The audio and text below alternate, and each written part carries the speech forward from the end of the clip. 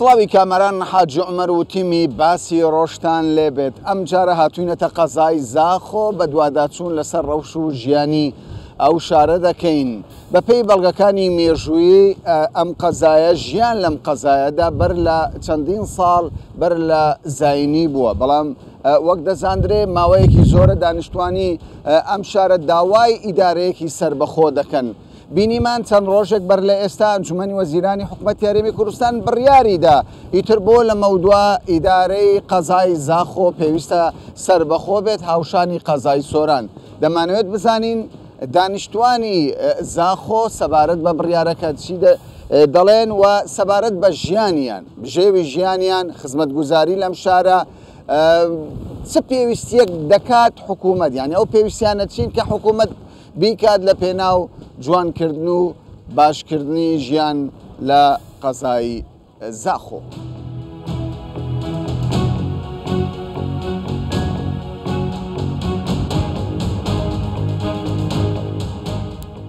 پردێ دەلال خەڵکێکی زۆر دێ سەردانی دەکات، خودی خەڵکێکی زۆر تێدێرە و هەمووی ڕەنگە تێدێرە و گەلە بێ خوددا نەجی و پیسەژی پیسیشە گەلە پیسە کیش بەرخوارێ خوارێ گەلە پیسە. ئەو بەلەدیە کاری خۆ باش دەکات ناکات بەلەدیە هەما دەکەرادێ بێرە پاقشکرد دێ چەند هەمی ڕۆژێ دێن نا هەمی ڕۆژ نایە بەس ئەو گۆڕەپان ئەمە ئەوە بەس ساحە بەس ئەو هەرێوەڵڵا هون نابێژنە بەلەدێ کاکەوەرە ئەو زبڵ گەلک عیبە بۆ پردا دەلالێ زاخۆ بەلێ خودت چنەما ناگوتی سمبولی جزیولیە بەڵێ هاي ببر عمودية رجال خلكية بلاتكية قلبسته باشا زاخو چ لازمە بێتەکردن بۆ زاخۆ بدي زاخو ما فيها محمد البكيني سربخوي وباقجي باشا نو كاك مسرور بڕیارە سربەخۆی بۆ vê ئیدارەدا بۆ سۆران بۆ زاخۆشدا، یعنی تو دخوازی شەقام بینا نەخۆشخانە مەدرسە چ شێ بێتە چێکردن هەمی بچێکردن هەمی پێویستە هەمی بچێکردن و پاقژی هەبێت پاقژی و خوددان بێت خوددا مەرجایەکەی وەیە ینی لە پردا دەلالێ زاخۆ بەێ پردا دەلال و باش چێکریایی بەد بێمارێزە.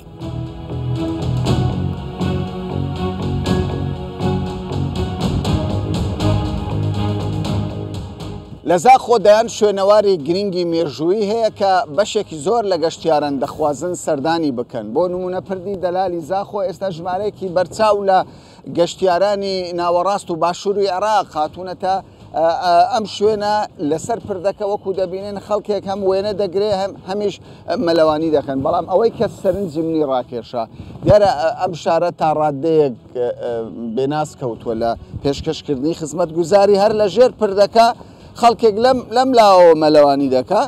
کەچی دەبینن زبڵ و خاشاکێکی زۆر لێرە کەوتووە کە بەڕاستی جێگای پرسیارە چۆن دەکرێت شوێنێکی شوێنەواری مێژووی شوێنێکی گەشتیاری بەم شێوەیە زبڵ و خاشاکی تێدا بێ و لایەنە پەیوەندیدارەکان تاوەکو ئێستا هەوڵیان نەدابێت یاخود چارەسەری ئەم دۆخە ناشرینیان نەکردێت کە ئەمە بەڕاستی هەم بۆ زاخۆ هەم بۆ هەرێمی کوردستانیش یعنی سیمایەکی ناشرین دەبەخشێت.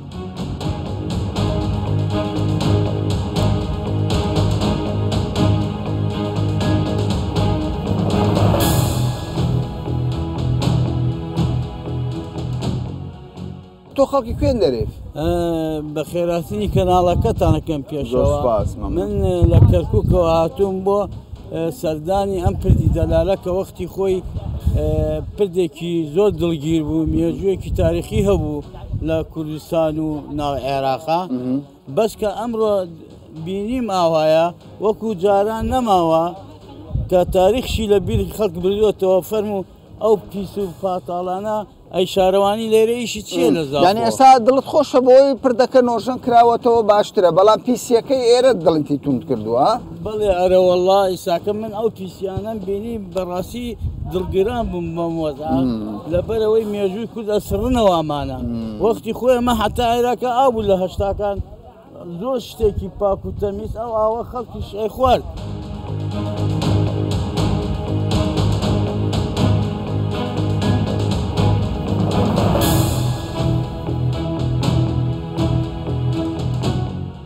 هاتوینەتە شەقامی پیرە مێردان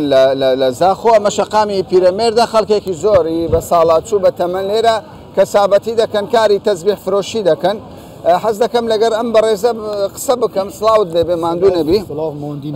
تۆ خەڵکی زاخۆ باشە پێم بڵێ ڕەوشە زاخۆ چاوایە پشتی دەرکەتنە بڕیارێ ئیدارەیەکی سربەخۆ بۆ زاخۆ سۆران چاوا دەبێت هەردوو بۆ ژێڕاتکەم بریارەکە جێ خوادانە بەس ناناوی ئیدارێ بێت شول بێتکردنێ بوونمونە خەستا زاخۆ شەوێدی چیە 20 احتمالا نساختی هبت ایک دکتر بتنی هکه هم بشنجک شاه متابعی بکن ساعت نهارن دهه هره یک دکتر دو دکتر 20 کسی سرای سک یعنی تو ببلغه وصاد خالی یعنیش بس ببلغه منیب جاوی خودیتی يعني زاخو نزيكي 9 مليون نفوسه أي والله تو بتشي نخوشخانه تنقافي نخوشخانه تنقافي یک دکتر دو دکتر و تقریبا 10-15 نسخه بشه از برپسیانش آخفت ناخوش یعنی تو دخوازی لحکومت دکی وزارت تندرستی خسته هی خسته باشه زاخایم بله دکتر کم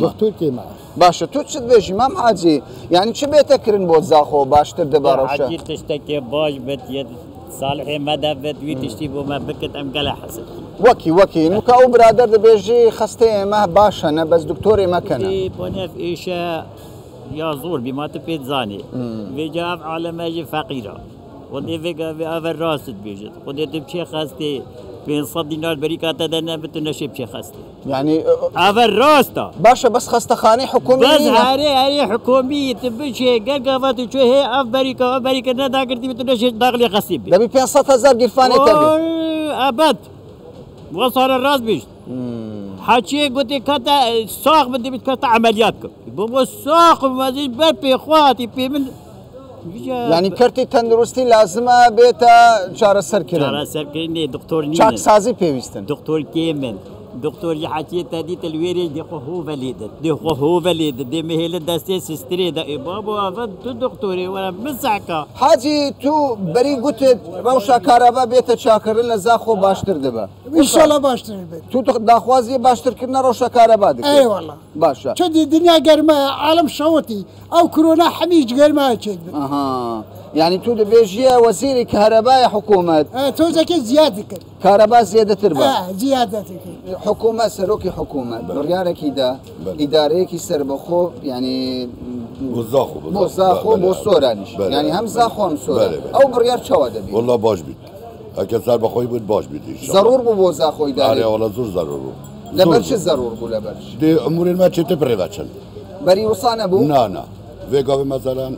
جنسية عراقية باسبورتا افتش توصل حميد بما ام چونه دوك بس فيغا ودي زاخو چه بيدي زاخو چه بله باشا شو بيتكرن دس بيكي والله بو كهرباء ضعيفة قال ضعيفة مثلا 2 ساعات 3 ساعات كهرباء ما تشيت نوع اي مدرسة شوايا جادة شوايا شقان خد باشن فيغا نورمال الحمد لله شيت كان فيغا شو الشوايا لزاخو خد شو ضعيفة حاجي قالك كسي وكي ود بيجن زاخو بيخدانا شو ما وصاد بيجن يعني بو وصاد بيجن نينا كاس نينا بيتا بيش شو بيتكرن بو زاخو باش شو نوتن همي هما تبدل قبل همي مزبلة شو نوتن مزبلة زيادة هنا بلدية كاري خوباش ناكل نا بيتشا شو نوتن بارد دي بلدية بو باكرنا شهر بس العيدة مدنا وغير العيدة بس العيدة باشا شو بيتكرن لزاخو باشا يعني داخوازية وتشي نوكا او يعني سروكي حكومة كردستان وزير كهرباء وزير همي قيد دانا اخفتنا وداخوازية وتشي بشتي بريارة إدارية سربخو وزاخو وصوران هاتكرن يعني داخوازية وتشي داخوازية ما شارع قال لك شيء نكر شارع جاكت الكبر بنيرا الفرقي بنيرا من شارع اخينا مكفرينا نفسها زاخو عباسي كوان من كفري او شيء يعني هون داخوازن وكي هافلير شقا مشارع مزن شارعي ما خوش شكل باش كنا تو بحثي خويندن بكا يعني قال لك جار بيجين مكتبة أهلي هنا للشارع مزن بيدر مكتبي أهلي لازمة بيتكرن يعني حكومي بيتكرن يعني نخوشخانة بيتكرن شو دخوازي وشي خدي هكي حكومي بهنا شكرن شتر أشياء أهلية عالم فقيرة تو لقال أهليني از قال أهليني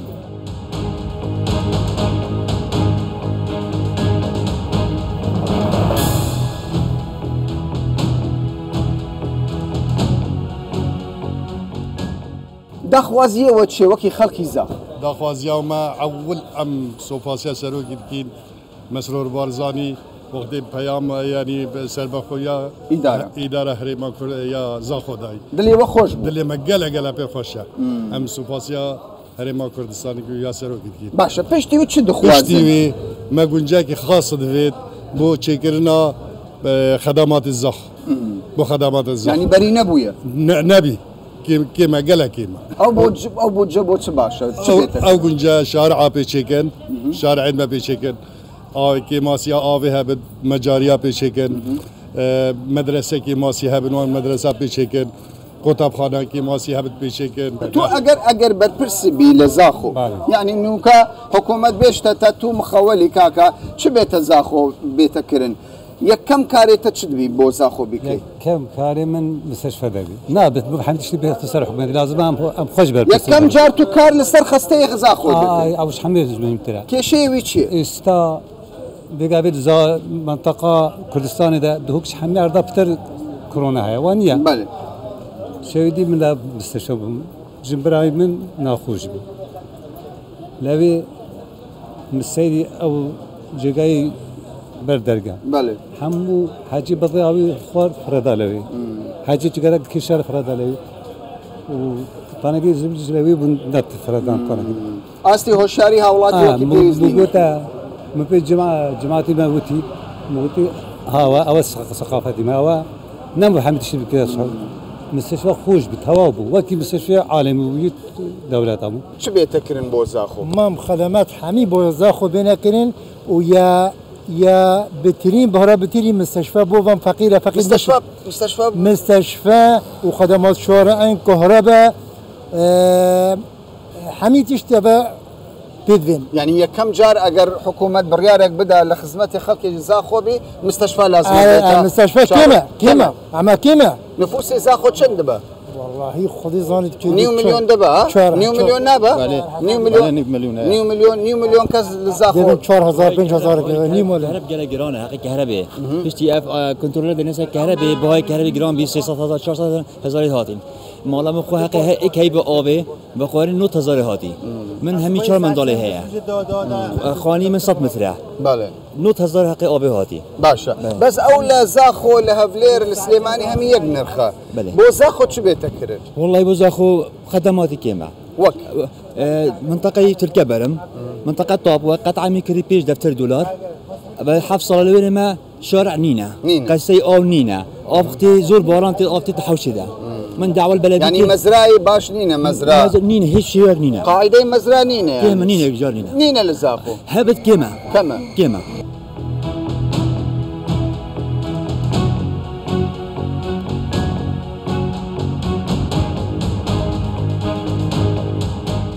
هاتوینە تا سنتەری بازاری زاخۆ دەمەوێت لەگەڵ دوکانداران و کاسبکاران قسە بکەم دۆخی بازاریان چۆنە پاش بڕیارەکەی حکوومەت بە ئیدارەی سربەخۆی زاخۆ بابزانین پێشبینی چ دەکەن و پێویستە بۆ باشکردنی بژێوی ژیانی خەڵکی زاخۆ لە بازاری زاخۆ دوکاندارەکان چی دەڵێن و چ بکرێت باشە.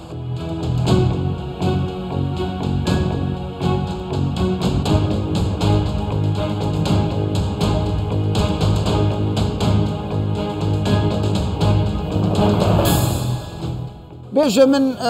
چ بێتەکردن بۆ زاخۆ باش خودی بۆ زاخۆ تشتێک نایەتکردن نسبەتی برام خەلیل ئەوی پارێت تێت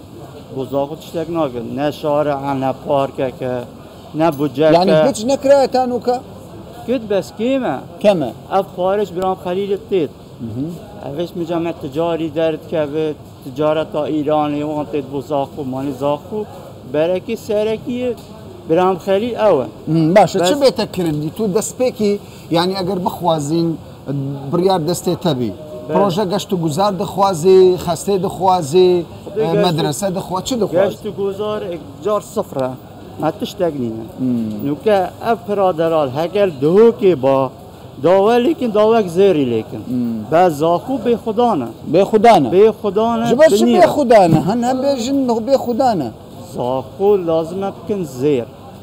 تشتێکی بۆ ناکەن نە بودجەکە پارێکی بدەن تشتكي يعني بودجه لازمه تو بيجي حكومه پشت في برياري لازمه بودجه كي باش بيت ترخان لازمه ما تشتكي بوزاخنا نه شارع هيا نه باركك هيا نه تشتك سياحي يعني تشتي معقول نينا هنا بلام وكي بيز نينا كيما زاخو تشبو بتكرني كيما باشا تو چند ساله او كسابتي دكين أبد 5 ساله 5 ساله او بريار دليته خوش كر اداري سر بخو بوزاخو هكو اداره سر بخو یا زاخو بيت جيبه جيكرن گله باشتره بو حوالاتی زاخو شینا بچن دوکی بچن ودیه خو همین تشت خال زاخو چی بکن زاخو پیتویه به اداره سر بخو چه دیتا بگهورتن اگر بو به اداره که والله شور بیت کرنه رکو بامبین چه کرنه بخوازی پاره کی تخصیص بکت بو زاخو پاره زاخو تخصیص بکت بو زاخو بری پاره نبو بو زاخو نه چتش بو زاخو نه حتی وگاوی چتش بو زاخو نه باشه علوه کی مزن بو علوه کی مزن چه بکن بو زاخو بو همی تشتی پاکشتره لاوتره گلتشت زاخو قیمتی له هم ساده دهج بو زاخو نه تکرنی کارو کسابتی و چوا یعنی شولی و چوا شوله منو که حال حاضر گله نباشه شوله ما سستان یعنی چند دلیل سست بویه خودی ابا تقریبا هم بیش شر داعش وره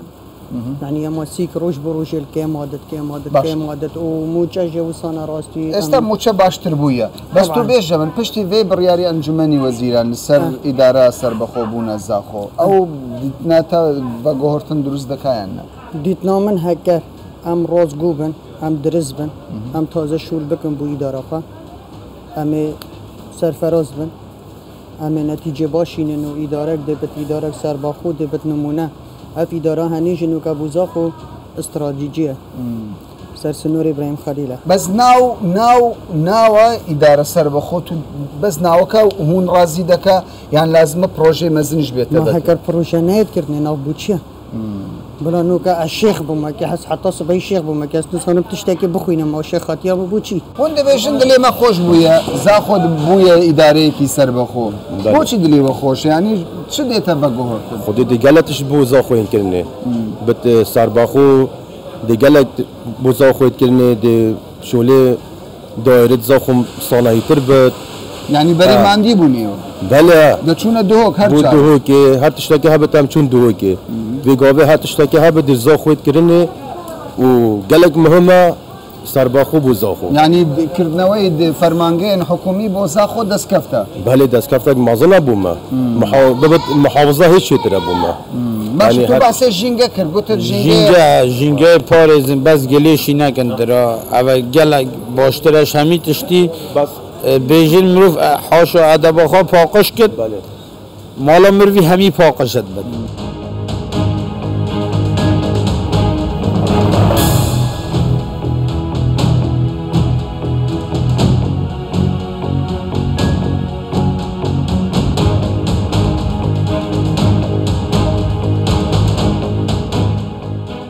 جنابي قائم قام برياري إداري سر بخو بوزاخو چی اضافه دکات بو سنوری قضای زاخو چه گورانکاری درست دکات خلق او پرسیاره دکات بريارة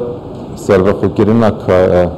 يا كارجيري الدبرة زاخو دي كارتكرنا باش هبتن السر بلند كرنا دسالات كارجيري ودارایی الإدارة سربخو يا دبرة زاخو باشا كارجيري ودارایی كوايا دوش تيزو گرين بوده داد بله باشا اما كبيني من ديار الرابطو هندك كيشة هيدا لزاخو هندك كيشي خدمت گزاري بو نمونه پردي دلالي زاخو من بسر كردوا فاقو خاميني كي وقت پيويز نبو هندك حاولاتيش گفتگو من نقل کردن بس چند لو دكر زاخو لرابردو دا ببج بو لخدمت گزاري وكو دهوك وكو شوينكاني ديكي كردستان پێتان وایە بەم بڕیارە تازەیە گۆڕانکاریەکی جدی لە قەزای زاخۆ بە تایبەت سەنتەری شارەکە دروست ببێت جەنابەتا بەحەزکردی نسبەتی پێرە دەلال ڕەنگە بەشێک بێت و جەنابی هەوە ژێدیتی ئاریشە یا پاقیژی ئاریشەکە جدی بیە ئەوی باجێڕی زڤڕی بە بوو ئەوێ گیری بەستی ئەوە و ئەتنابەینە شارەوانیە و کۆمپانیە داهاتیە ئیمزاکردن کێم و چونکه اف باجره 21 ترمبیل نایت پاکش کنه. اجبار هندیجی هرش ورگرتنا به پستی یک سر او بادکه نیا ورگرتی داتای البردست درباره پاکیزی روزانه هفته بوسط تانه دیتر یه برمایی که رات زیده وی اوا اجباری وگاف که رات کرد همی حال ده اینه که کو باشتر ببد الدیفان هر سنگان دمت نجی یک روزانه ام دیفچونه بود کن و هم راگهان کارش دیفچونه بود کن روز بروز باشتری بلد مستوای تنکرد است تو محمدانیه باش تو بحثی وقت یعنی بحثی وقت که لروی کارجری لروی دارایی و گورانکاری ل زاخو دروز دبید يعني تصوري أولا كان لموضوع دستالات كان يوفراوان بين نجارين وبودو ولا بشتي أيش بودجيكي تايبد لا كردستان بو إيوة ترخان بكرة ده صورة واضح بتشريع قانوني و اف سابق كرنا إدارة تطبيق يعني جيبتي كرنا درست يا ياسا پارزگاه أنا جمارة 2009 چارچوف يعني سنور رقعات جغرافی را کو ادبیجنه پارزگه هیچ رگیریه که نینه که دست حالات بینه شور کرن دست حالات بینه دابش کرن الوره مثلا که چی کرد هنه که لودل سر هیا آست کارگیری اوان کرده و که تندرستی که ایکشان بسیار احتمال او بد که نخوشخانه کرده تندرستی کرده چاندنی کرده پرورده و برهنان چی بسرده؟ و برهنان خوشحالی به بریار که هاتی دانه دسته و برهنانه که یکی سربخو و پارزگاه یک سر مفهبتن که دستیریت و برهنان بدتن اوش دی کارتی کرنه که باش هبتن که شروع پیش اخستنا کرده یه بازرگانی کرده و برهنان همین ریاکی و یه چاندن یه گشت و گذاره او کرده که پیوسته که جیرخانه آبوری پیبیته بلند کردن بخشد وکو بینی من بشکی زور لحولاتیان که گفتگو من لگل یان کروانی دانشتوی زاخو بود مثلا لوا دا کرد یعنی مترسیان لوا هبو او بریاری که درید یان که دراوه انجمن وزیران حکومت هرمی کردستان دوای چاوروانی که زوری حولاتیان لوی زاخو اداره کی سربخو به لوی کارجرو لوی دارایی و سربخو به ام بریاره دراوه مترسیان لوا هبو تنیا ناویگ به بلا مکو جنابی قایم قام باسی وکر نخیر اما بس ناونیه بس يعني گورینی ناونشانیه باکو لروی کردوش کرداری لداهتو دا گورانکاری که زور لزاخو دروز دبید زوربی فرمانگاکانی حکومت گورانکاری دروز دبید هر وها لمسئله کرتی تندرستی که بشکل هاولاتیان گلیه نبو لکرتی خدمت گزارش بگومان وکو جنابی قایم قام آماجه پیدا امید که این داهتوی زاخو هاو شوی شار و شارۆچکە و پارێزگاکانی کوردستان ئاوادانی زیاتر بێت بۆ ئومێدەین کوردستان بە شێوەیەکی گشتی زیاتر ئاوادان ببێتەوە تا باسێکی دیکە و بابەتێکی دیکە بەخواتان دەست پێ